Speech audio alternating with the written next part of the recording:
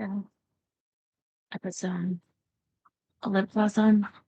Um, it is Easter after all. I do have bunny ears. I couldn't find any. This is why I'm cleaning my house. Why I should declutter my bunny ears so I can find things like bunny ears when I need them. Okay. What are these ones on? Yes, I still have the dollhouse over here. I didn't have the strength to move it. So it's not okay. Um, if you remember on Wednesday, I think it was, I hi. When I came on, I said that I had hit my head that day. Like I'm I had taken that chair to the thrift to donate, and I had got really hot and had gone to several because they wouldn't take it at two of them. Um it's a leotard right now. Anyway, um so um I had to take the top down and it's so hot. And then when I came back, I had to get gas. And when I had come back, well, my sister had told me while I was there, like if I was going to be in her cleaning group. And so when I'm cleaning with her, I'm in the garage, um, and it's so hot. So then before the show started, I was like, I need to like rinse my hair. Like I need to go in um the pool. So what happened was I went in the pool before the show. I went back, like held it to the bars of the steps, like to get in and out of the pool. I put my hair back, but it was a step too high, and it clunked the back of my head on the concrete step, like quite hard. And I was like, "Whoa!" And I think I was sort of just already delirious from all the heat and everything, and I did not, I guess it right. So remember when I came on and I was like telling you what happened, but also like that I hit my head and my head hurt. Well, and was having trouble reading too, like, and I was really emotional. I mean, I was other things going on, like I was telling you, but like the next morning I opened my eyes and it's so bright. Like, and it was like a cloudy day too. But just any little light coming in my bedroom, it was like painful. I take the a pillow, I'm like, I can't even open my eyes. And it was like, ow, why is it so bright? And I had to have that guy over to look at the door. And I remember when I went outside, holy cow, to try to look up, like he went to look at the door and take, and I'm just like, "Mhm." Like, and as the day went on, the pain of that, I couldn't understand it until, yeah, and my head had hurt too when I woke up. But like I took Tylenol, and I had hurt the night before. Until later I had looked it up and I was like, head injury, light sensitivity. And it turns out that's quite common when you hurt your head. And I was like, whoa. And that's when you guys were like, go to urgent care tomorrow. Like, that could be, a concussion. I think it probably was a light concussion. I didn't black out. I mean, I came and did the show. But then the next day when I got up Friday, it was somewhat better. And then like throughout the day. Um, but I mostly would be like in bed. I put the TV on under the blanket, keep it dark. And then Saturday, it was like my head was still hurts, but I get headaches a lot from like crying. But what happened yesterday was like, okay, I gotta clean up. I'm behind days, and I'm not gonna I'm demonstrating right now and hurt myself more, but you guys know where my back is fractured. Um, and so I bent over my bed. Like I was doing something over the bed. Well, I was trying to, like, get my computer to start that, my computer. I really need a new computer. Um, and trying to type in there while I've been cleaning, and I should have just, like, sat down on the ground. Um, and, the thing is, like, when you have pain, it's hard to just say, "Well, if I do anything that causes pain, that's too much, I shouldn't," because then you can't do anything, and then you really can't. I feel, at least myself, not doing anything because 'cause I'm already feel so behind all the time, you know? So it's like, "Okay, this hurts, but of course, everything hurts. You just do it anyway." But I remember the point when what I'm doing by bending forward, I'm not doing it all the way like I did that, is but where my back, um, it has the fracture where I have the scoliosis, it's like the weight of the front. I'm not saying, like, I'm not all that blessed here, but that was enough from, like, the top half of my body to put too much strain, of where it has that fracture, that compression, um, and then when it hit, it was, like, screaming pain, like, "Oh my god, that hurts," and then the rest of the night, because that was, like, late afternoon, um, and I, uh I remember going into the by the fridge where I have this one of those, like, steel chairs that are meant to go outside, but, I just keep it one chair in the kitchen. I don't have a table, but one of the back parts edges, I put on my back and try to, like, push it there, and that's what I was doing when it initially got fractured, and I didn't realize it was. So, um, I had got afraid that I've really messed it up, and you don't wanna do that because you have issues with your spine. And I remember I would do a certain, like, going under and putting my arms, and that's again was what I was do, like, on the ground, like, when I first or on the bed really, like, when I first broke, and that was really scaring me, like, um, so I mean, I know they told me, um, when I finally, like, found out that I had the fracture, and I didn't even see it until I went to the surgeon, and they said, they wouldn't recommend surgery, they would hope it would heal on its own because, it's really intense surgery. I don't know if any of you had back surgery or struggle with a back fracture or disc or anything, but it's hard because you're very limited in what you can do. They say they put, like, cement in. It's very, like, barbaric. That's how the doctor described it to me. So, no, thank you, Terry. But, um, so that's what yesterday, I was in so much agony. Everywhere I moved laying down, moving my, um, and I'm like, I couldn't imagine doing the date night because I was like, I'll be really suffering in pain. And I was like, and most of the guys don't like that. And the ones that do, I don't really like them. So I felt like it's better that I just not do it if it's just I can't and I might really re-injure myself if I didn't get the rest. So um that's really what I did. I cried a lot too, so much. You can probably hear my voice too. Like I screamed. I curled up in the chair after my back and I screamed crying. I know, no, just I don't know if any of you ever go through like where you already have so many problems and you feel like you're real trying to hold it together and then you get another and it's just like, no, like it's so sad. Um and I just cried and cried for how sad everything is. Like I'm in pain and you feel you can't make anything better even if you're in this much pain. It's your back, your body. It's literally like this is my body, and I felt like I'm just worthless. And I just kept saying it to myself, um, and crying like I can't not do it. I hadn't even done it for 2 days. And I'm like, what good am I? Um, but I felt like I couldn't. Uh, that was really sad. But so it means a lot to me that I'm here now to tell myself I could do this.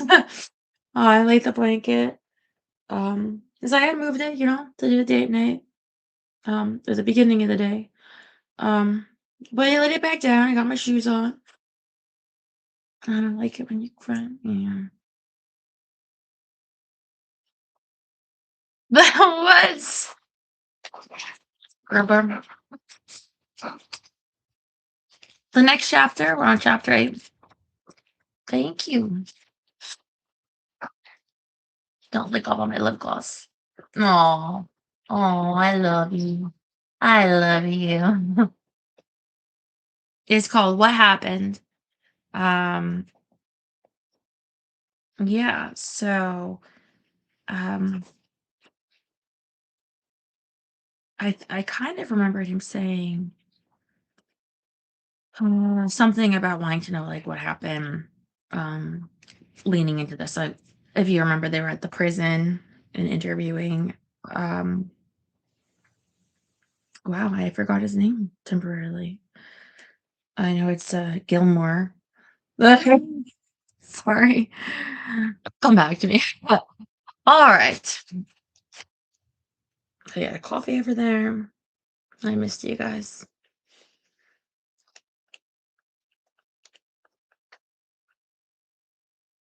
Even people who watch the Mets. Why the Mets when the Yankees are right there? I don't. Okay.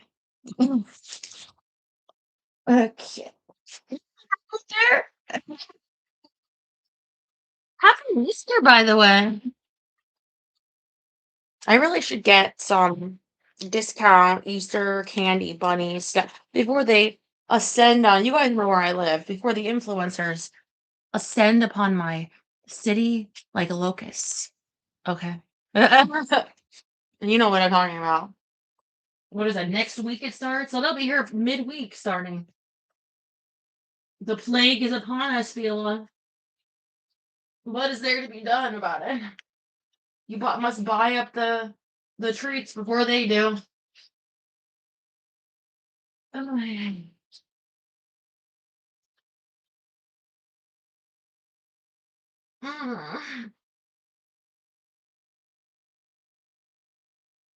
Oh, okay, we're thrifting.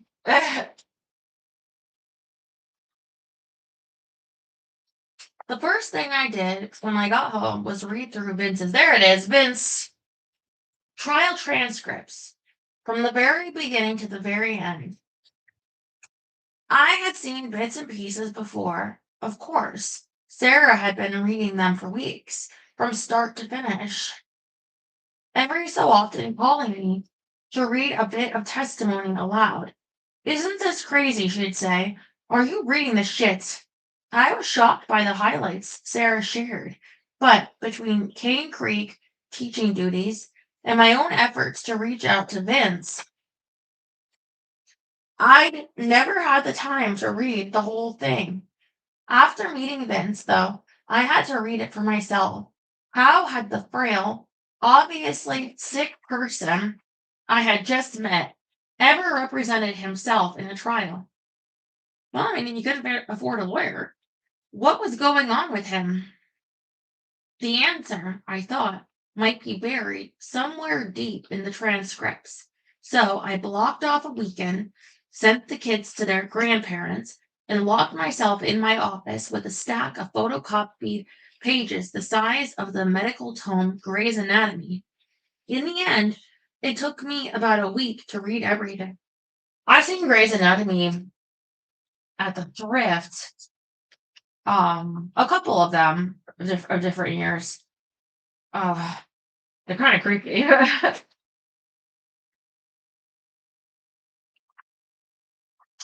Took me about a week to read everything. The trial had been 4 days long, which translated to hundreds of pages of transcripts. It was packed. What is this? What is this? What is this?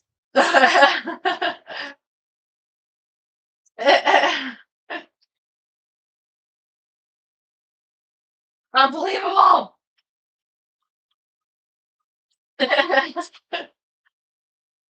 Okay. The trial had been 4 days long, which translated to hundreds of pages of transcriptions. It was packed with dense legal argument and arcane procedure. But even through the legalese, it was easy for me to see that this had been no ordinary trial.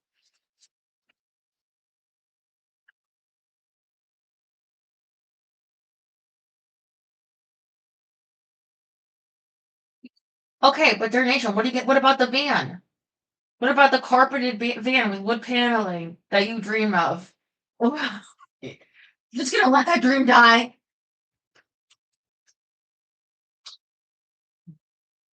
It had been a disaster from the start.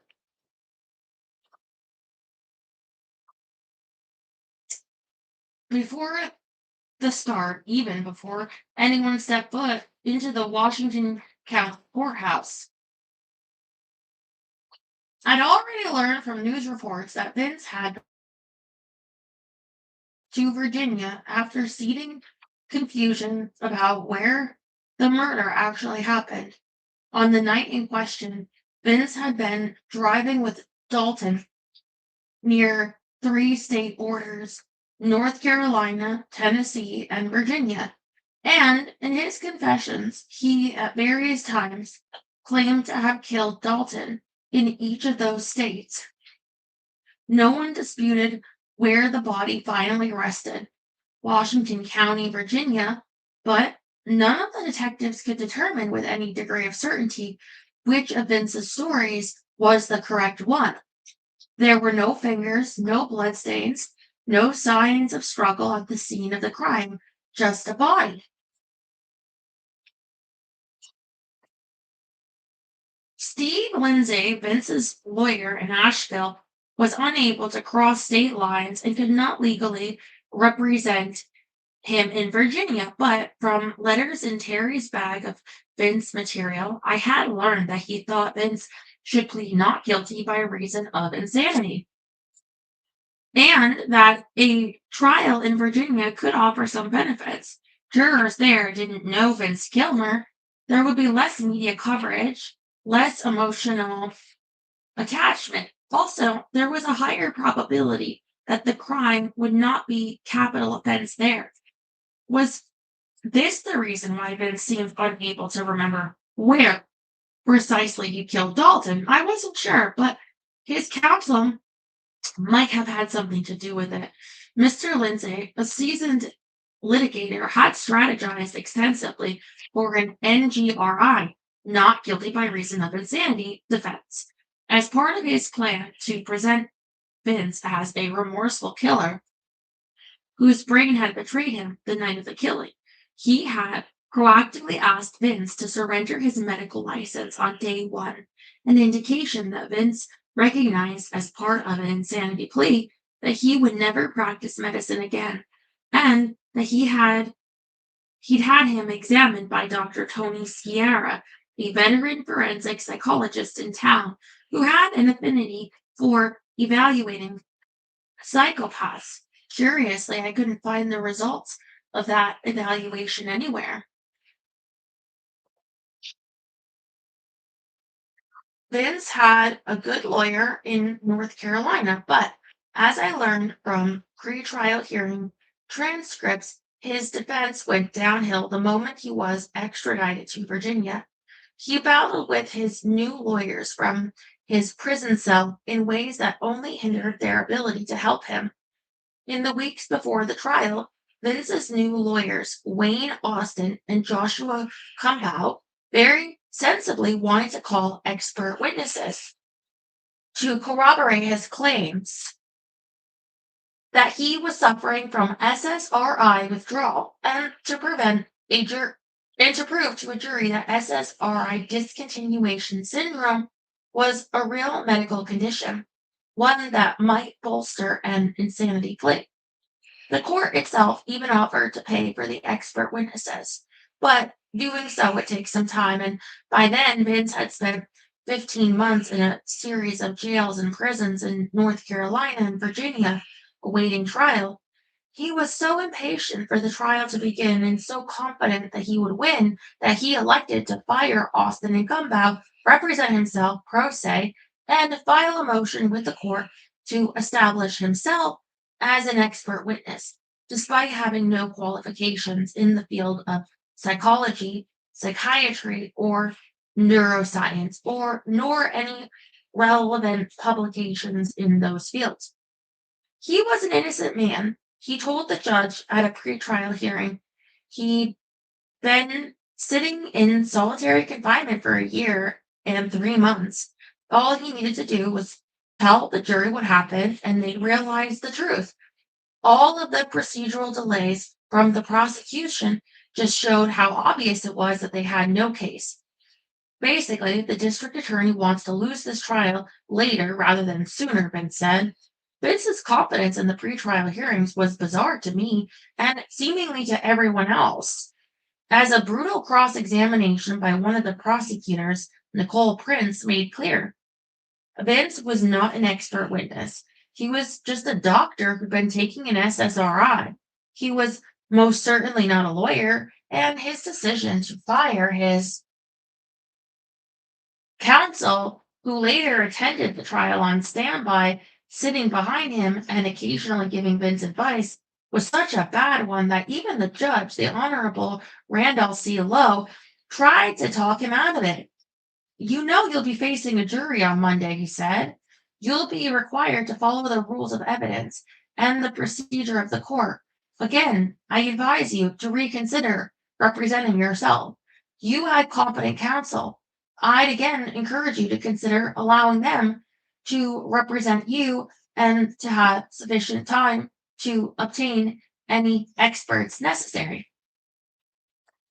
But Vince refused, believing he could do a better job. And as the trial transcripts made clear, it was the second worst decision he ever made. To Nicole Prince and David Godfrey, the experienced prosecutors representing the Commonwealth of Virginia, the case was clear. Vince Gilmer was lying, manipulative, sociopath who had planned, executed, and then tried to cover up the murder of his father. Over the course of the 4-day trial, they provided a motive, Dalton's $272,000 in unpaid bills at Broughton, evidence of premeditation, ropes in the front seat of Vince's truck, gardening shears in the back, a canoe to help transport the corpse at the lake, and expert witnesses who could attest to Vince's sanity at the time of the killing, all of which supported a charge of murder in the first degree. Vince's defense was harder to follow.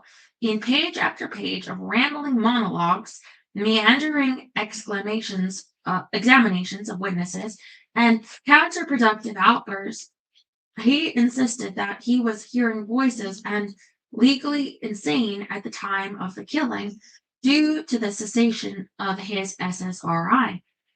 Constantly interrupted by the prosecution's refrain of objection, he led witnesses, testified instead of asking questions, and ran afoul of proper courtroom procedures. He spent more time apologizing to the judge, jury, and even the prosecution for procedural missteps than he did proving his case. It was a farce, and it would have been comical if the stakes were not so high. I'm sorry, he said on the second day of the trial to a forensic scientist from the state crime laboratory who had analyzed DNA from the crime scene. I'm not a good questioner. I'm sorry, he said on the third day when Nicole Price objected to the way he was using questions to testify. At one point, Vince started hearing phantom objections from the prosecution and began apologizing before any had been raised.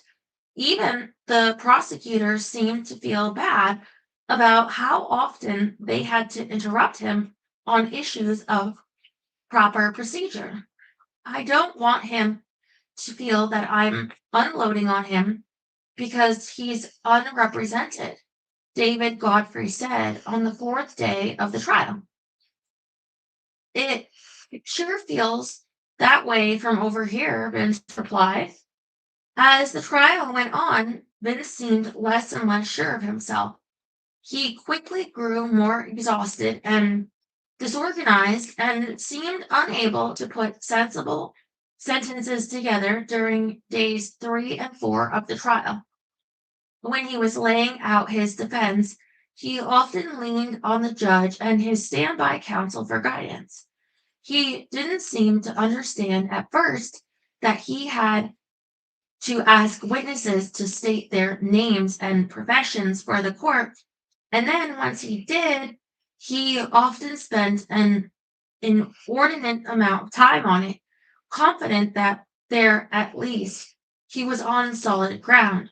He didn't know how to lay a foundation for questioning by asking a series of specific questions that could then allow the witness to make a broader point in his defense. Instead, he either clumsily bludgeoned the witness with leading questions, shoehorned his own testimony into the examinations, or launched scattershot queries leading in multiple inconclusive directions. Hammered by objections, he went in circles. His strategy eventually seemed limited to asking whichever questions he thought the prosecution wouldn't object to, not the ones that would actually help his defense. At one point, during a procedural dispute about recordings of calls Vince made in prison, he asked the judge a series of questions that seemed to confuse them both. I don't know what you're asking me, the judge said. I don't either, Vince replied. As I read through the trial, I got a sinking feeling in my stomach. I didn't know if Vince was telling the truth, but I did know that he wasn't capable of convincing the jury of anything apart from his guilt, innocence, or insanity. His defense was so incompetent that he was destined to lose the trial. He seemed lost, desperate,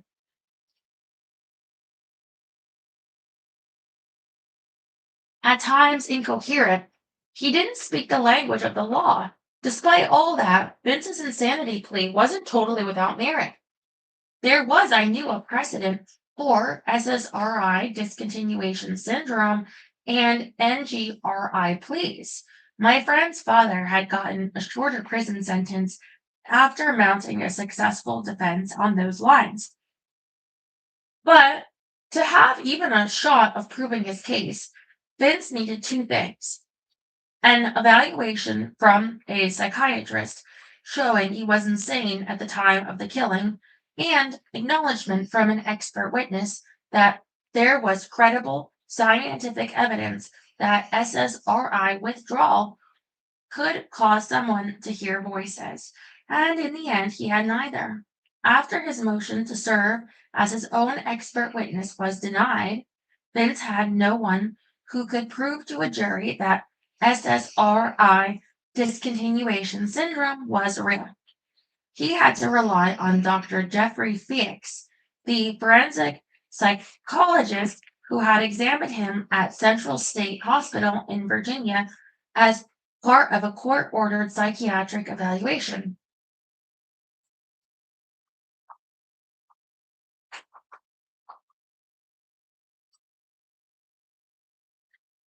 To corroborate his claims. The problem was Dr. Felix had already judged Vince to be sane, both in the prison and on the night of the murder. In fact, he was an adverse witness, one the prosecution was using to prove the exact opposite of what Vince was claiming. When Vince questioned him, Felix seemed totally unreceptive to the scientific articles Vince provided in support of his SSRI withdrawal theory. Vince had found them on the internet, and though some were from apparently legitimate medical journals, the American Journal of Pharmacology, the Consultant Pharmacist, there were pages missing from the printouts. Asking Felix to assess their validity, in real time on the stand using incomplete documents was an extremely risky move, even if Felix were predisposed to Vince's theory. And he wasn't. Would this published article be acceptable in my field? Felix said, presented with one of Vince's exhibits and asked about its contents. I wouldn't base a recommendation, a conclusion, and psychological report on the basis of a web search. Why are you not accepting that? Vince asked a few minutes later about a second article. Because I do not know if this is a peer reviewed article accepted by the scientific community at all, Felix replied. If we could get it in its entirety, then you would see that it is, Vince said. A competent lawyer would have made sure that Vince's exhibits were complete, thorough, and credible. An expert witness like the one Vince's lawyer had wanted would have testified to the veracity of Vince's claims regarding SSRI withdrawal. But Vince was trying to get the very psychologist who had deemed him sane and confident to admit that he might have been wrong. And on cross examination, the prosecution pounced. Is any of his behavior in and around the time of this offense consistent with being influenced by symptoms of mental illness? They asked. No, I don't believe it is, Felix replied. Does he appear to suffer from a mental illness? No, I don't think he does. Under further questioning, Felix stated that he believes Vince's behavior in prison, his shuffling, his facial tics, his constant arm movements, his claims about hearing voices to be consistent with malingering or faking his symptoms. Oh, thank you, Jerry. In other words, the only person who could have proven to a jury that Vince Gilmore was not guilty by reason of insanity instead became a tool for the prosecution to prove that not only was Vince sane, he was a fraud. Of course, the only person who knew what happened that night was Vince, and the trial showed that even he wasn't so sure about all of it.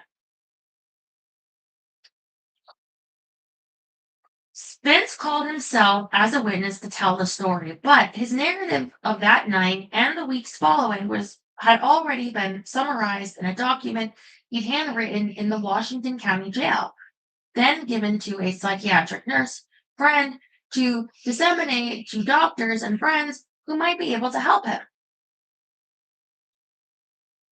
Titled What Happened, it began graphically describing something I'd only heard hints of before.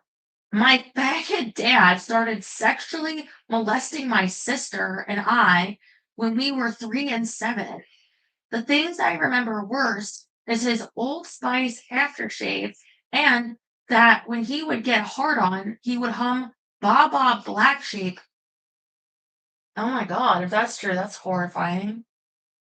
In the letter, Vince claimed that on the night of the killing, he had been off his Lexapro for 2 days and had started hearing voices. When the voices come, it happens like this. The voices start with just voices in my head. Sometimes I can pace them away or eat food and make them go away. If I couldn't get them to calm down, the next step is a pressure in the front of my head. This is when the voices become a compulsion. In the truck with Dalton, Vince wrote, Dalton had sexually assaulted him, and the voices urged him to kill. I was fighting the compulsion to kill my faggot dad. I got some Arby's food. We pulled into the parking lot. I ate a sandwich. He was humming Baba Black Sheep. He said he had a heart on. Did I want to suck it like I used to? The compulsion took over. It loved killing my faggot dad.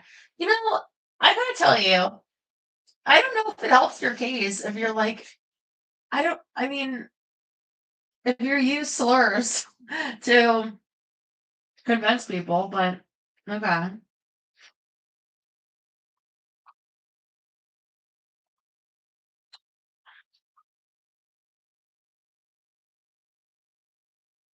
I guess that's the thing. Like, how do you prove that you're crazy? I There must be some way. You just needed a doctor to say you're crazy? There were no details about how Vince killed his father. In his telling, he didn't even commit the act. Quote, it did.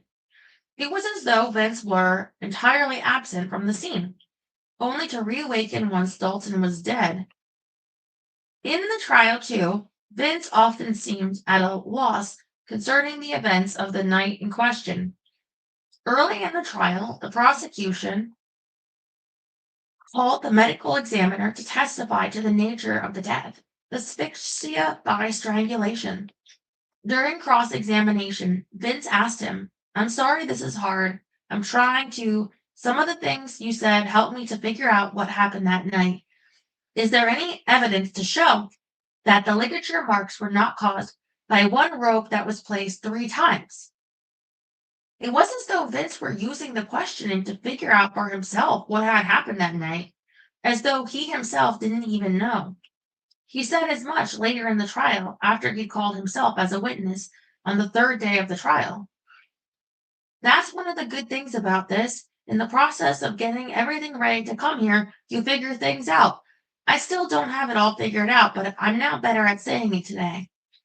When Vince called himself as a witness, he went into unsettling detail about the abuse he claimed he and his sister had experienced. He alleged that after Dalton returned from Vietnam, he was a changed person, someone who could feel pleasure only by causing other people pain. He'd started abusing Vince when he was 6 or 7, and his sister when she was 3. He'd drugged and tortured Vince's mother and sister. Then he'd taken photographs of it. He'd peeped through a hole in the bathroom wall while Vince, his sister, and his mother were using the toilet. He preferred me to my sister because he said he liked it because I was so muscular, Vince said. I wonder if they could get the sister to speak to this. Yeah. Uh he he would take me by the back of my head and force his penis into my mouth, and he would hold it there, and he would see how far I could take it in. And the pleasure he got out of it, he said, was when he was holding it in there, and he wouldn't not letting me up for air was how he that's the pleasure he got from it, was when he was holding me down there forever and ever. And then when he was done with that, he would use me in any way. Eventually, Vince claimed Dalton started forcing Vince and his sister to have sex with each other while he took photographs. What in the Game of Thrones? This abuse was hard to read about and even harder for Vince to speak about on the witness stand. Ugh, see, I don't see how Lexapro would cure you from that horror. Um, uh, his testimony was filled with self interruptions like, oh my God, and I'm sorry. Sometimes the judge had to ask him to speak up so the jury could hear. The abuse, according to Vince, why did he just take his fingers? Why not take, another part? Like, if you're going to do that, why didn't the voices tell him to do that?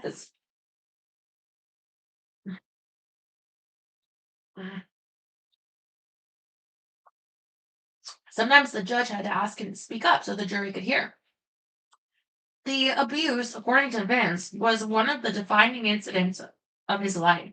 He said it was the reason he left home at 16, and one of the reasons he worked so hard in college and in medical school. He wanted to escape and also to help people. He didn't want anyone to suffer the way he had.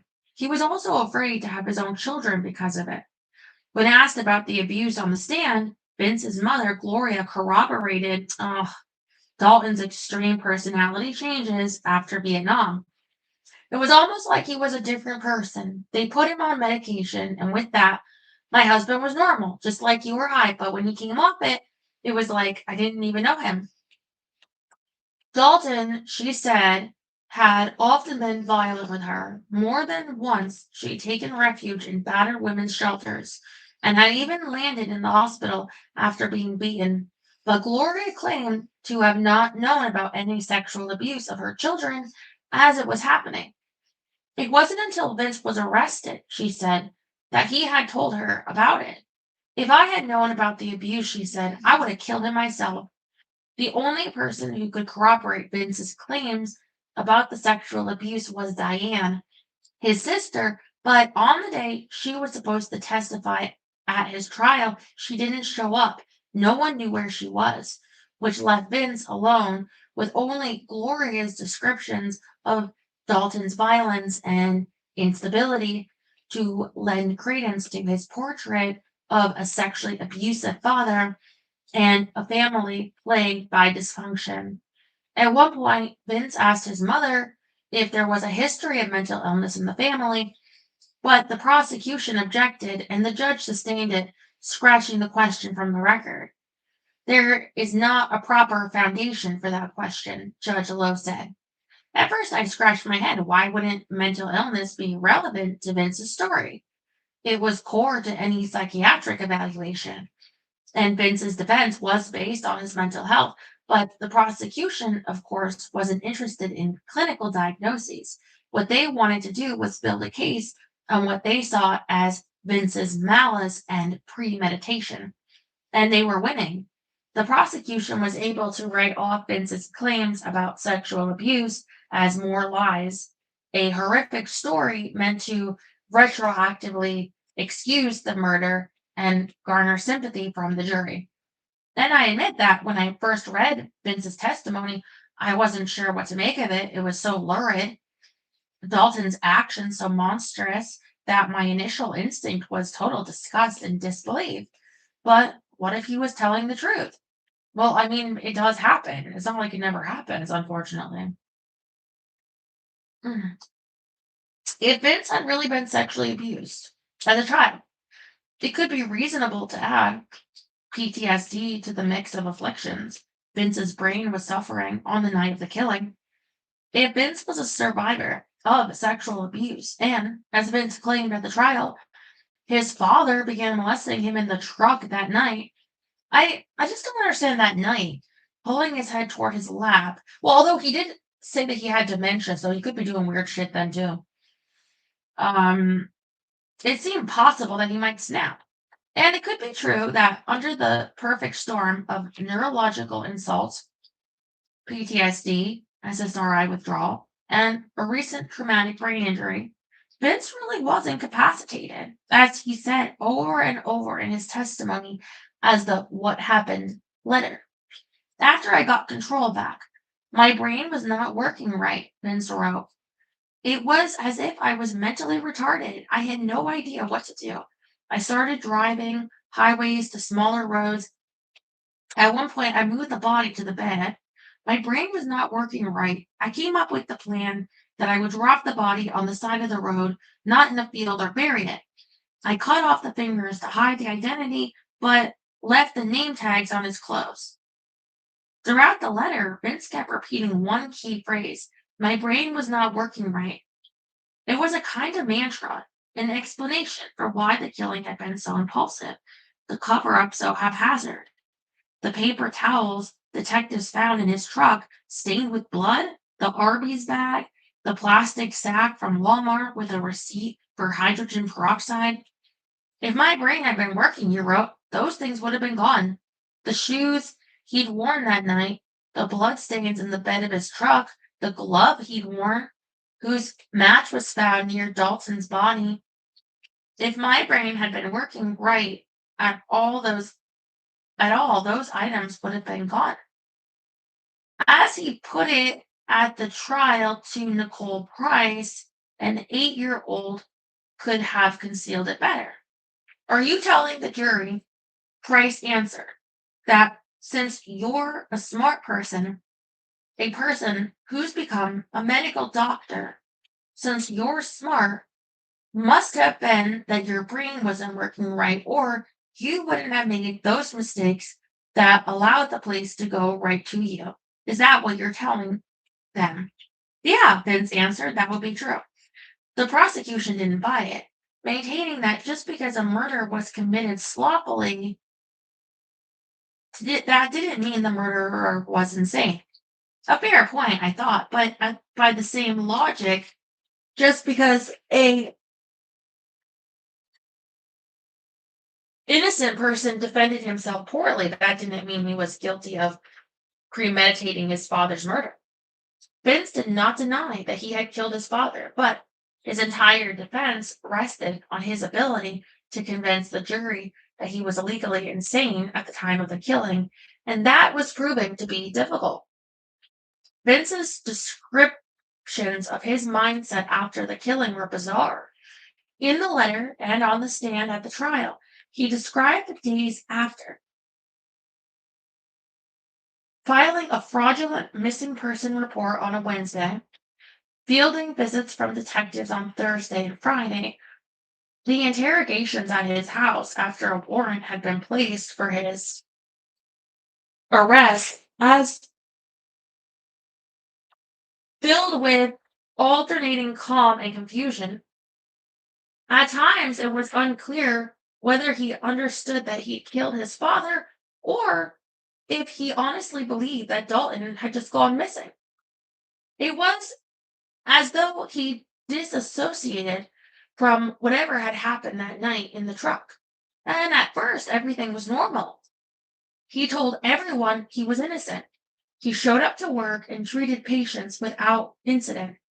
The morning after killing Dalton, he treated Terry's son, who was having an asthma attack, then went driving with a friend to look for the man he had killed less than 12 hours before. But as the week went on, disordered thinking led him to act erratically, without much forethought. On Saturday, July 3rd, after a round of police investigations, interrogations, he was in his basement when he heard someone, Tommy it turned out, coming to rescue the dog. Entering the house without a second thought, Vince impulsively grabbed his black and blue Lowe's backpack with almost no supplies and absconded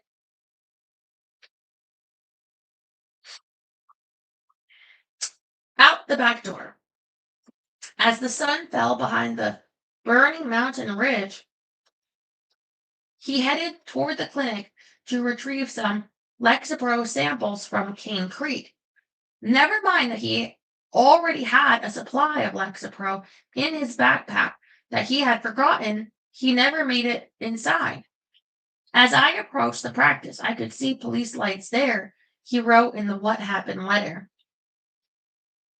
I hid in bushes until 1 o'clock. Then I walked 7 miles to a house that was for sale.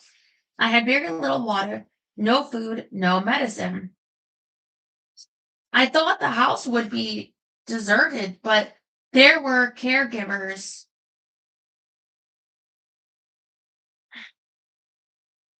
I hid under a large deck. I was very close to discovery all day. Without the Ambien, I could not sleep. I waited until dusk, then I went to Subway and called a cab to take me into town. I stopped at a Motel 6. Again, since I didn't have any Ambien, I couldn't sleep. No Lexapro, so my brain was not working right.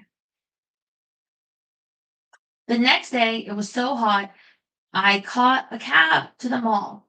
I was starting to come up with what to do. It was the worst place in the world for the most wanted man in Asheville to go. I saw several people, and one of them saw me and called my name. I came up with my plan. I would get some camping gear and go hiking until I figured out what to do. The voices had come back pretty good. I called Tommy Ledbetter. He told me everybody's lines were tapped and that I should turn myself in. Vince called a woman he had been seeing, instructing her to pick up a note in a cup by an ATM. When he showed up to drop his note off, a police officer was waiting for him. He ran, turning downhill on Tunnel Road, then jumped into the woods behind Lowe's and crossed a creek.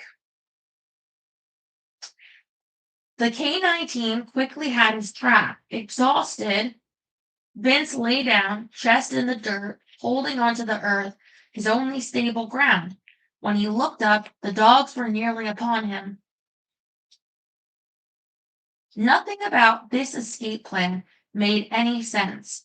The trip to replenish a medicine supply that was not yet exhausted, the 7-mile walk without supplies, the day and night hiding under a neighbor's porch, the communication with friends, though he knew their phones to be bugged, and why head straight for a populated shopping mall when Vince's backyard had a beautiful view of the southeast's largest wilderness area, a perfect escape route less than a mile from Vince's house.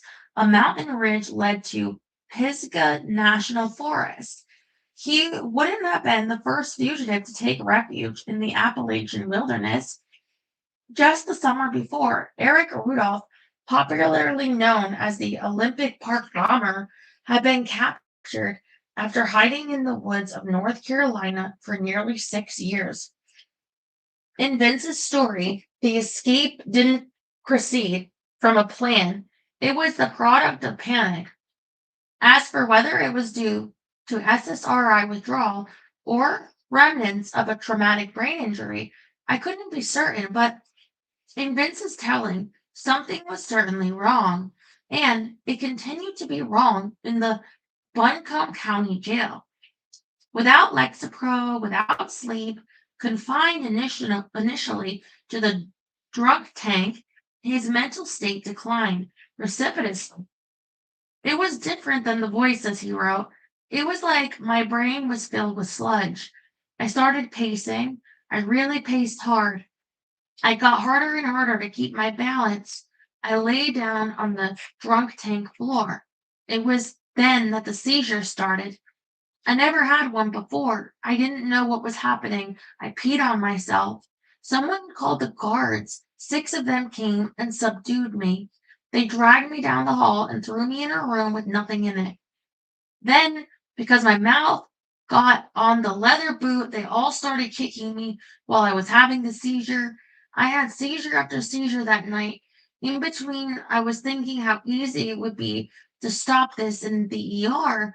When a seizure leaves, it takes away some brain function. I could barely walk, barely talk. I couldn't remember things. The morning after his arrest, Vince couldn't recognize his attorney, Stephen Lindsay, whom he had met a mere 12 hours before. Despite a judge's orders, his lawyer's efforts, and his own frequent requests, Vince neither received psychiatric care nor saw a doctor. The only care he got was from a nurse who gave him an antibiotic for his dog bites. Meanwhile, he claimed the voices were coming back. Vince tried to pace and chant them away, repeating, I will not kill, I will not kill, I will not kill. Again, he referred to the compulsion as an it.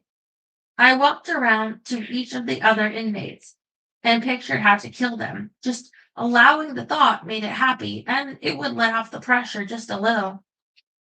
Eventually, seeming to realize that Vince was a danger to himself and others, guards moved him to a private cell. But in Vince's account, he wasn't treated well. He was mocked by guards and denied access to his medication. His mental state continued to deteriorate. He described anxiety storms like jellyfish stinging my brain. He wrote about how the voices were getting worse and worse. I could not recover. I kept getting dumber and dumber. No doctor in Asheville would come to see him, not even doctors who knew him. According to Vince, he didn't see a medical doctor until he had been extradited to Virginia and had been in the Washington County Jail for 2 months. He didn't receive an SSRI again until December of that year when he was prescribed citalopram, conveniently just before his competency evaluation with Dr. Felix. In the what happened letter at the trial, Vince's account of the killing and the aftermath emphasized his suffering at the hands of his father, cruel prison guards, and his own compromised brain. When he called himself as a witness and in his closing argument, he took great pains to tell the jury about how good a doctor he was, how much he cared for King Creek and his patients there, how he had led a nonviolent life. He was an honorable veteran, a devoted son, and a committed advocate for his community as a family doctor. I've been a terrible, terrible lawyer at the end of the trial, but I was a good doctor. Rambling, stumbling, and disheveled, closing, he futilely attempted to respond to each of the prosecution's arguments in turn, claiming that his evidence, the papers on SSRI withdrawal, was being suppressed. Eventually defeated, he presented himself as naive and duly chased by the entire process of the trial. I really, really thought that if I were able to come in here and tell you all what happened, then you would understand, he said. The prosecution, by contrast, painted Vince in their closing as a manipulative liar. Changing his story when it suited him, they hammered Vince over shifting details in his account of the night in question, details like where exactly the killing took place, in Arby's parking lot in North Carolina, somewhere in Virginia. They argued that he had conveniently changed his narrative to exploit differences in state sentencing guidelines. They posited that he invented the sexual abuse history, pointing out slight discrepancies in the way he told the story in his What Happened letter and the way he related it to prison psychiatric evaluators. They reinforced Dr. Felix's conclusion that he was malingering, that he was faking it all. They dismissed his SSRI withdrawal claims as overblown and, bizarrely, even insinuated that he had planned to go on the very night he was picking Dalton up so that he would be to commit violence. He'd brought along his canoe not because he wanted to take his father boating, but because he wanted to use it to dump Dalton's corpse in South Holston Lake after murdering him. Something happened, and he dumped the body on the side of the road. His plan went awry, but Vince wasn't insane, the prosecution alleged. He was just bad at carrying out his plans. He's manipulative, he's controlling, and he's calculating, Nicole Price said in her closing statement, and that's not crazy unless it's crazy like a fox. The jury agreed. After 4 days of argument, it took them only 45 minutes to return a verdict of guilty.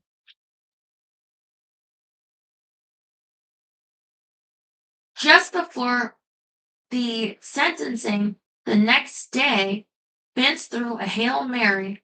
Oh, thank you, Tim.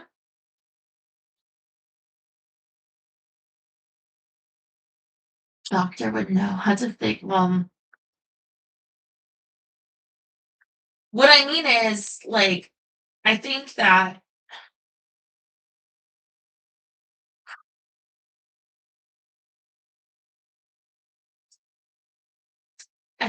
like the mental health field, so to speak, is like he could have got easily if he had the lawyers, a doctor, to also say that he was mentally ill. Like one doctor can say this and one doctor can say that. Not not everybody agrees on everything in in most areas, but certainly in medical science is like, they can be looking. Yeah. Mm. Okay. He moved for the trial to be thrown out, explaining that he had not been able to participate mentally because of his SSRI withdrawal. He revealed new evidence. A 1996 article from the New England Journal of Medicine, one of the most well respected medical journals in the world, that showed proof for SSRI discontinuation syndrome. I told you it was going on and nobody believed me, but it turns out what I've been saying all along is totally true, he said. But nobody believed me. Please, please get me some experts to read my research, examine me, and they will tell you that there is no way I can function in this trial. I'm sorry, Your Honor. His motion was denied. So at the sentencing, Vince's only recourse was to call a witness to testify to his character, and he couldn't even get through that. I'm sorry, he said. Just a few questions with his mother. Your Honor, I can't do this. Vince then asked for his standby counsel to take over during the sentencing phase of the trial. The prosecution was livid. If he'd been competent to stand trial and act as his own attorney for 3 days, they argued he was competent now. The judge agreed. I'm asking to be mentally evaluated right now, Vince pleaded. I've denied that, said Judge Lowe. I'm proceeding. Do you want to call a witness or not? He did, ineffectively questioning Gloria and a few other character witnesses before retiring, so that Godfrey could take the stand one last time, look the jury in the eye, and describe him as a deceitful, manipulative, selfish, and self centered liar who's clearly without a conscience and is capable of the atrocious crime of premeditated murder of his own father in a horribly cruel manner. Malice, premeditation, murder in the first degree. All of it pointed to a harsh sentence. Here is how the Honorable Judge Lowe summed things up. I, like the jury, listened to the evidence. We watched your behavior at trial and realized that it was an act. You have researched, you picked up these symptoms from the internet, and you have tried to tailor your behavior to fit that diagnosis without any factual basis. What concerns me the most about this entire event, what this entire event misses is any truthful show of remorse. It's all about Vince Gilmer. Never a thought, concern, or 1 ounce of remorse to the murder of Dalton Gilmer. Mr. Gilmer, the jury found you to be a cold-blooded killer. I think the evidence supports that finding. They imposed the largest sentence they could, which was life in prison. I think that sentence is correct. I sentence you to serve life in prison. After reading through the whole trial, I wasn't sure what to believe. It was obvious to me that Vince Gilmer had done a terrible job of defending himself, that he faced a competent prosecution, and that he had killed his father.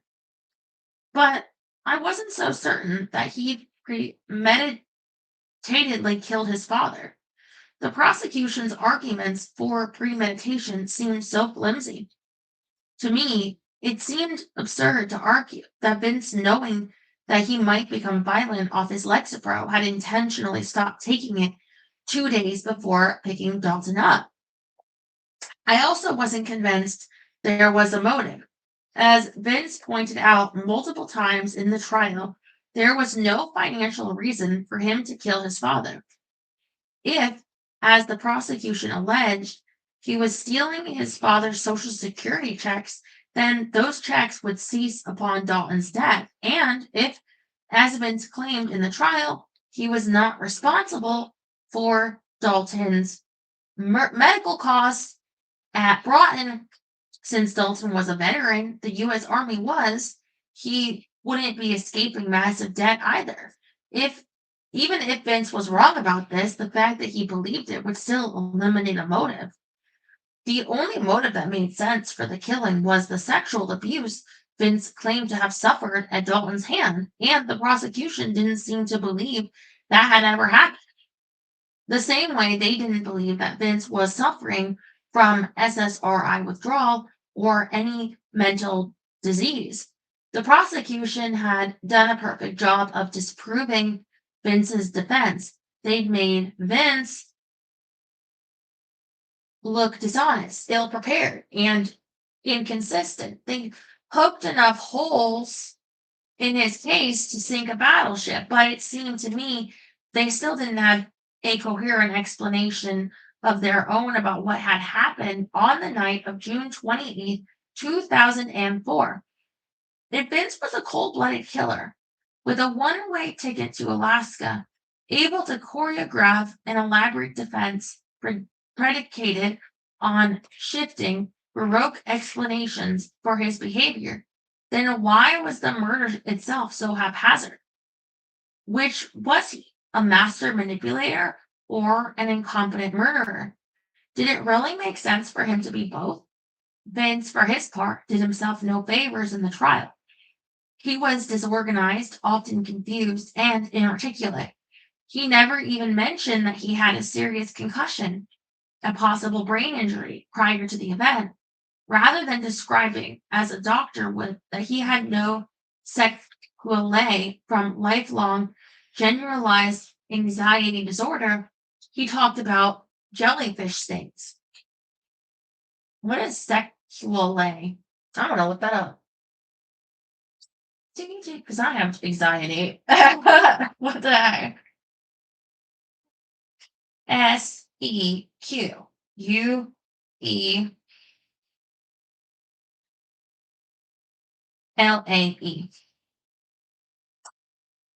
A medical term referring to a pathological condition, complication, or chronic after effect resulting from a previous disease, injury, or therapy. Simply put, they're the health issues that follow after the primary illness or injury has resolved.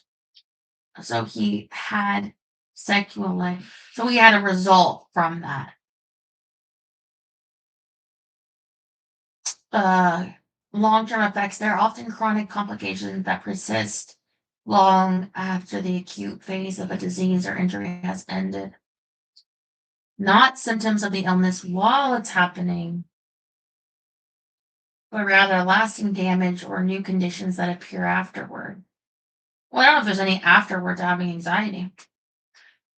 Sequelae and the physical or psychological can manifest as physical impairments or mental health issues like PTSD.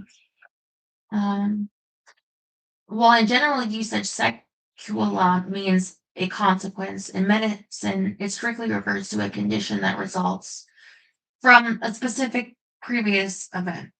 Examples: COVID-19, post-acute sequelae of COVID-19 or long COVID, which include ongoing fatigue, cognitive dysfunction, brain fog, or breathing difficulties.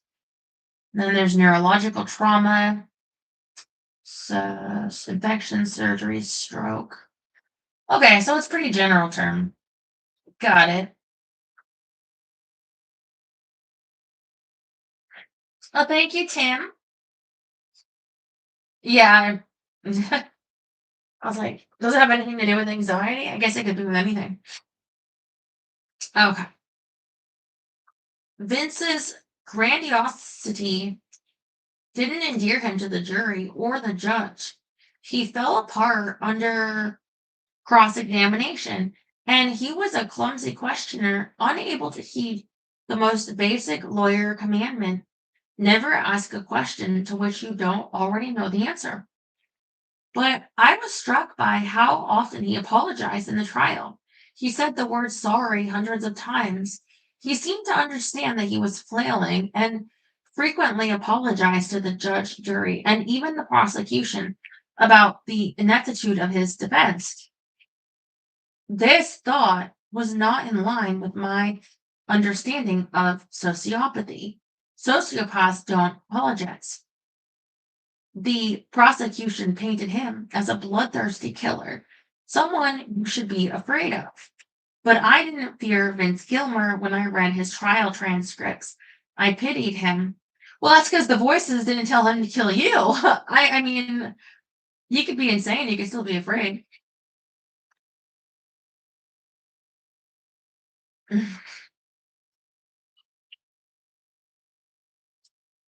Medical words. If I didn't hear it on the pit, then I don't know it. I'm not familiar. $10 word. Mm.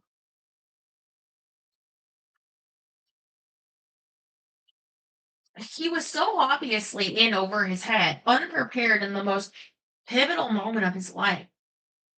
He seemed to only belatedly understand what was happening to him, and he was frustrated by his inability to tell his story in a way that made sense. I felt reading his trial that he was earnestly trying to tell the truth, but sometimes it didn't seem like even he knew what the whole truth was. I was particularly struck by an exchange Vince and Nicole Price had late in the trial that seemed instead to touch on something larger, the nature of truth itself, and how stories capture it. More important, how telling a story helps the teller capture it. Nicole Price was cross examining Vince about how many times he claimed Dalton had tried to force Vince's head into his crotch. Vince has sometimes claimed this happened once, sometimes 3 times. NP, did you or did you not tell Dr. Felix it only happened once? VG, I can't say for certain. Each time you tell this, you cannot get everything in. You have little parts, and so if I didn't, I don't know if I told him every single part. It took 5 times of telling him to get. There were some different parts that got left out each time, and there were parts that, so I don't know. That's how it worked. It's worked. Every time I told the story, it doesn't have everything in it. You have to add a little. Yes, sir. NP, isn't it true that you crafted the story that was told to Dr. Felix in order to attempt to get the result you wanted? BG, in no way, shape, or form was any of this crafted. All of this happened to me. There's nothing about this here that I crafted in any way, shape, or form. None. It was crafted, this happened. Or it wasn't crafted, this happened. BG, each time you say it, I come. You can't say it the same way every single time. I'm sorry. NP, isn't it true? The truth doesn't change. BG, this grows into the truth. Each time, a little bit more and more of the truth. Little parts of the truth get added in each time. You have to take the whole story. There's little parts that get left out each time this is told. You've got to take them all. You have to take the whole story. I read again and again. Maybe Vince was right. Maybe the discrepancies in his stories weren't lies. Maybe they were evidence of his dogged effort to tell the truth, the whole truth, all of it. Maybe the whole truth just didn't make much sense. And maybe Vince was trying, even as he was on trial for first-degree murder, even as his brain malfunctioned, to figure out exactly why, to figure out exactly what had happened to him and Dalton that night. Even after 1,200 pages of trial transcripts, I still didn't think I'd gotten the whole story. The prosecution and Vince had told 2 competing stories at the trial, but neither of them added up to anything satisfying. I felt like I was missing something. My clinical intuition told me he was not a psychopath, but my gut was still uncertain. I wanted to take another trip up to Wallen Ridge, this time with a psychiatrist. So I called Dr. Stephen Buey. Chapter 9, Revelation.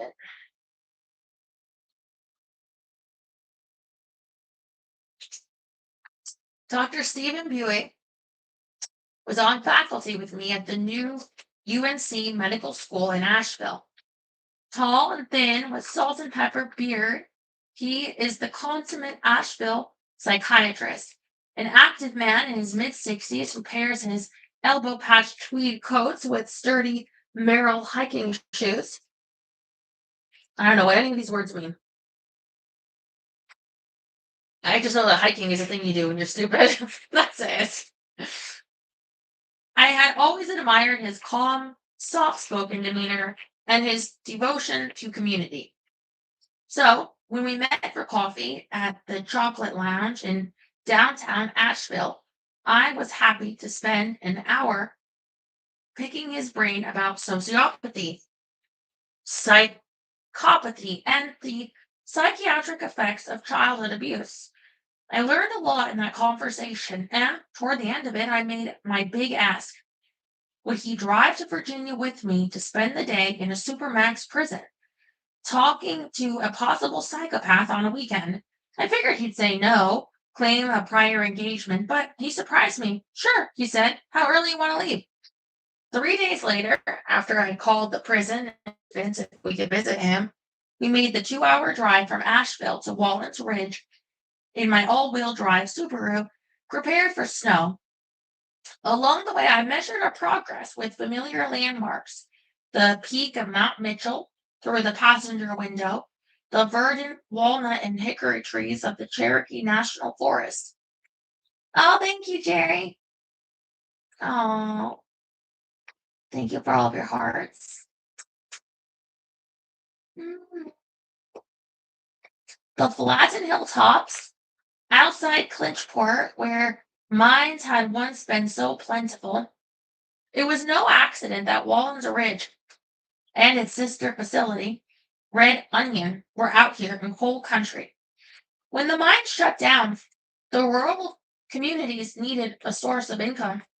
Building prisons on cheap land far from urban centers, then selling them to the government, had been a way to survive. The logic was that the prisons would pump tax money into the local economy while also providing jobs to locals who, a generation before, would have been underground mining coal like their fathers.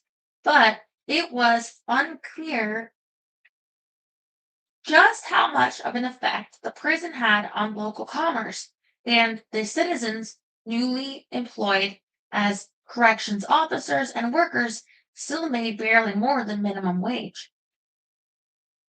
I didn't need to explain any of this to Steve. As a longtime practitioner in Appalachia, he knew the struggle. Many small towns and the people in them went through just to survive. In particular, he knew about the lack of access to psychiatric care down in the hollers and over the ridges. At the time, there were only two psychiatrists in the region outside of Asheville, and they had to serve 16 counties. It was as if our healthcare system didn't believe mental illness existed in the country. Today, I needed Steve to help me understand how sane Vince Gilmer was, whether he was psychotic, sociopathic, or somewhere in between. Sarah and I had been discussing this over the phone, and after meeting him, reading his trial transcripts, and interviewing dozens of people, neither of us really thought that Vince was a born sociopath, which, in our layman's terms, was the sort of person who harbored negative, violent, or antisocial attitudes about other people. Mm. He had dedicated his life to helping people heal, after all, and prior to the night he killed his father, he never demonstrated antisocial tendencies. Maybe Sarah had postulated the day before he had undergone some kind of psychotic episode or break. Maybe Vince was following in his father's schizophrenic footsteps.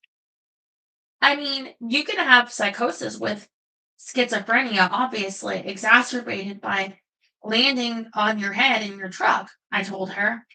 I'm not a psychiatrist, but he had lots of reasons to be moving towards psychosis. But someone who is experiencing psychosis, could they come to work and see patients and tell a story about how they had the fire department out looking for their dad? I could imagine Sarah cocking her head, giving me her bullshit detector look. Is that really psychosis? Yeah, that sounds more sociopathic.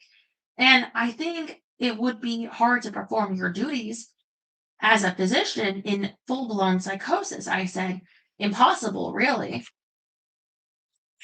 Getting through a day in clinic with all of my faculties A pot of coffee and a competent nurse was hard enough.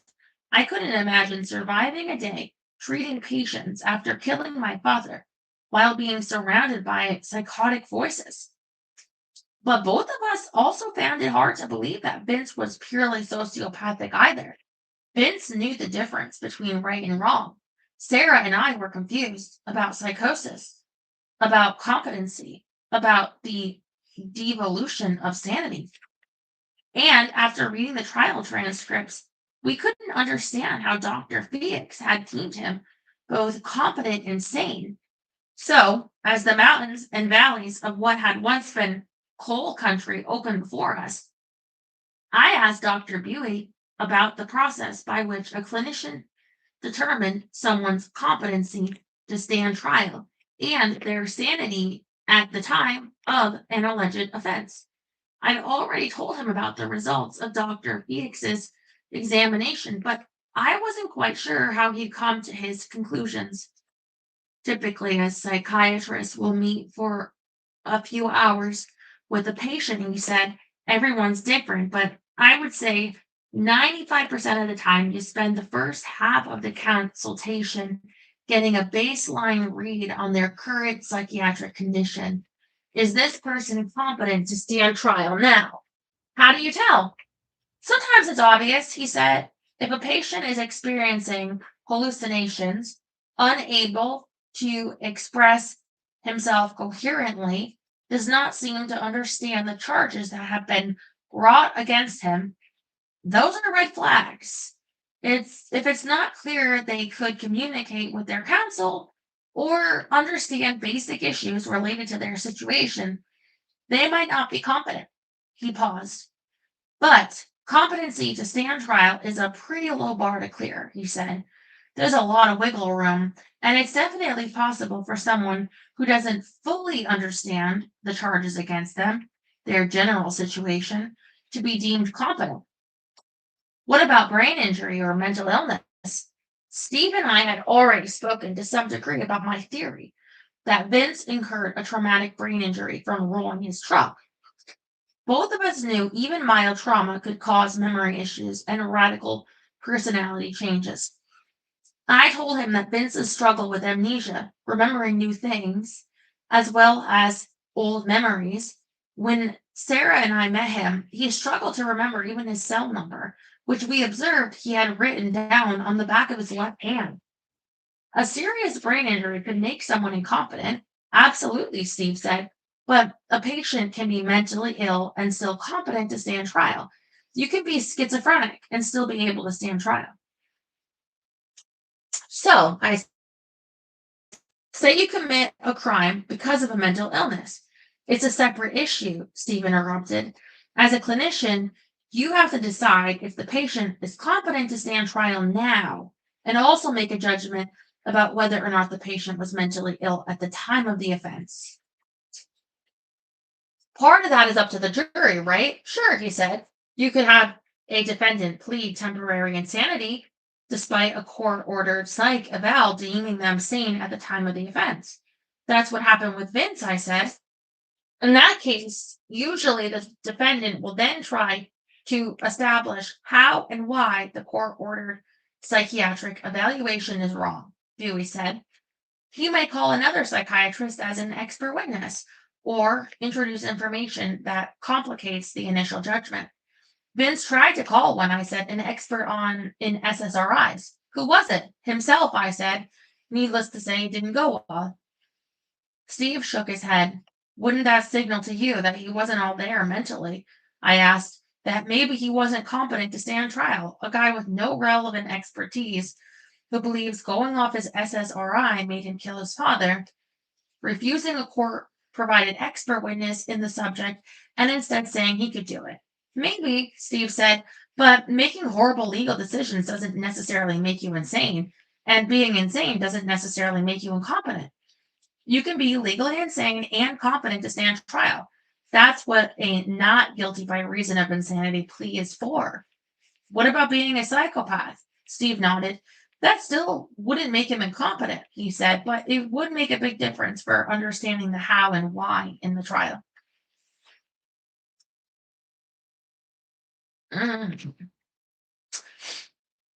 From his backpack, Steve took out a sheet of paper with a list of bullet points. It was a psychopathy psychopathy checklist, a set of 20 behavioral characteristics common to people suffering from psychopathic mental disorders. Steve told me the list had been developed by Robert Hare, a Canadian psychologist known for his work with criminals and prison inmates. For each trait or behavior, a patient scored a 0, 1, or 2 for a maximum possible score of 40. Anything over 30 was clinically psychopathic. It's not an exact science, Steve said, but it's useful metric. Ted Bundy was a 39. Someone in the 20s or higher probably merits further evaluation.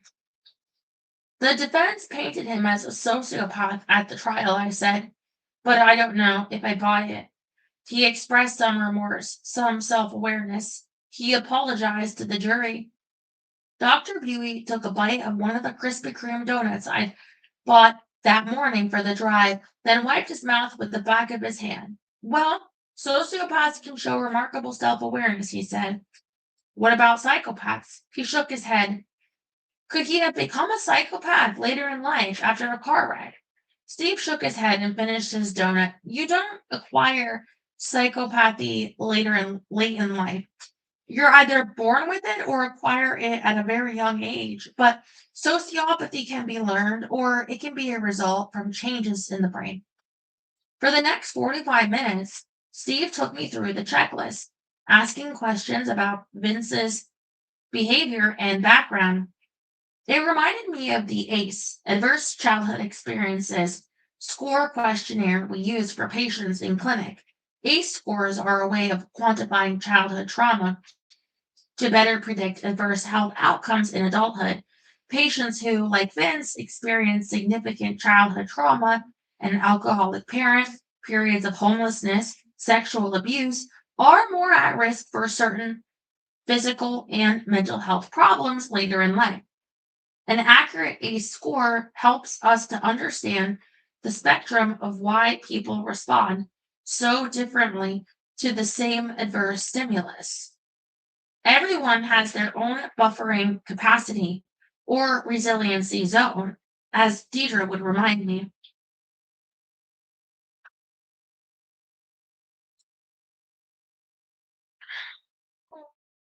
Through her work in the public school system, she had learned that ACE scores could help predict whether a kindergartner might throw a book across the room, call their teacher stupid, or sit quietly and raise their hand.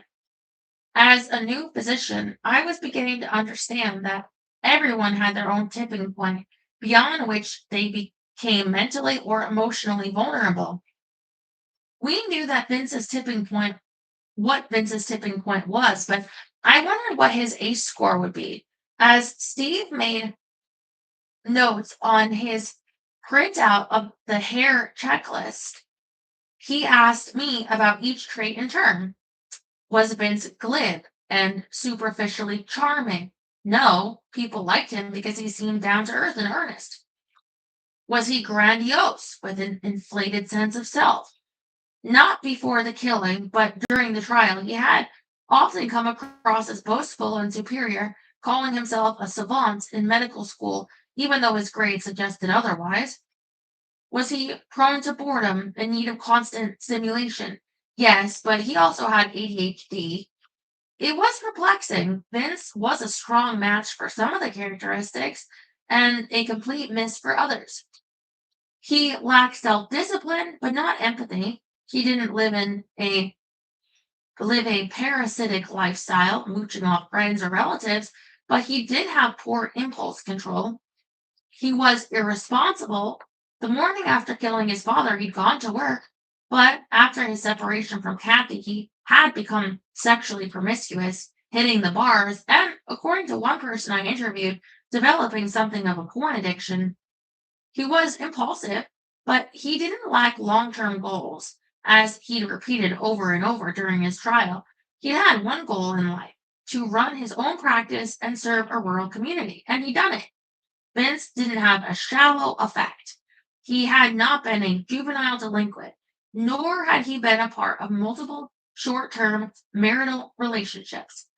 Killing his father was the first criminal act he ever committed.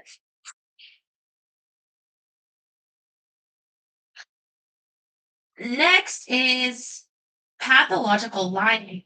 Steve said, in the moderate form, they will be shrewd, crafty, cunning, sly, clever. In the extreme form, they will be deceptive, deceitful, underhanded, unscrupulous, manipulative, dishonest. I don't think any of his friends would describe him that way, I said, but we're really stuck on what happened after he killed Dalton. He came back in total normalcy and practiced medicine for a whole week without anybody having any idea that something was going on. To be able to pull that off requires incredible deceitfulness. Steve beat me to the punch. Vince had been widely regarded as an honest man in Fletcher, but at his trial, he was accused of lying about pretty much everything that happened since June 28th, 2004. And what was malingering, which he'd been accused of for years, other than a manipulative, pathological lie. I just don't see any reason to keep up the pretense of all of his symptoms, I told Steve, watching the prison rise in front of us, wreathed in morning mist. It's been 9 years. You don't have SSRI discontinuation syndrome for that long. Concussive symptoms from a single incident resolve in a few months, most of the time. You'd think that if he was faking all of that, he would have stopped by now. It would be exhausting to keep up the charade of the convulsions, the shuffling, the twitching for so many years. He doesn't just do it when we're there, according to the COs. He does it all the time, in public areas, in his cell, everywhere. Steve looked thoughtful as we pulled into the prison. Sometimes people get attached to their delusions, he said.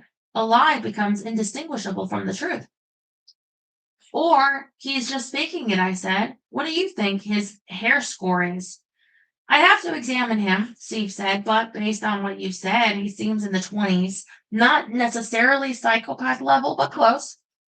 I didn't want to jump to any conclusions, but I couldn't help but think of that if Vince wasn't a psychopath or didn't have a traumatic brain injury, there might be something very deeply wrong with him that we hadn't even considered yet. He was either a complete psychopath or he was even sicker than we thought.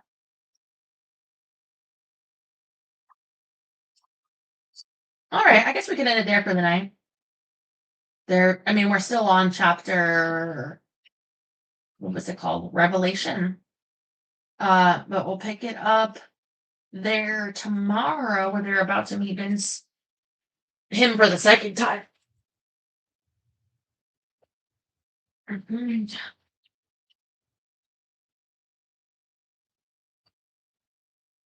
I'm not a psychopath, but I definitely have adverse, what was it? Adverse stimulation or advert.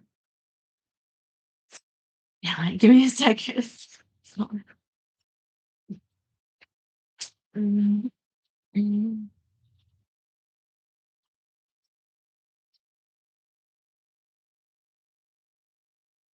Yeah, adverse stimulus.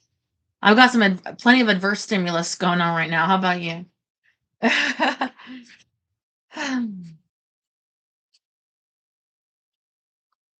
Oh, thank you, Cherry. Am I hot enough for you to share your Kinder egg with? Let's brag about your Kinder eggs. Okay. Mm. So let's say Easter early this year.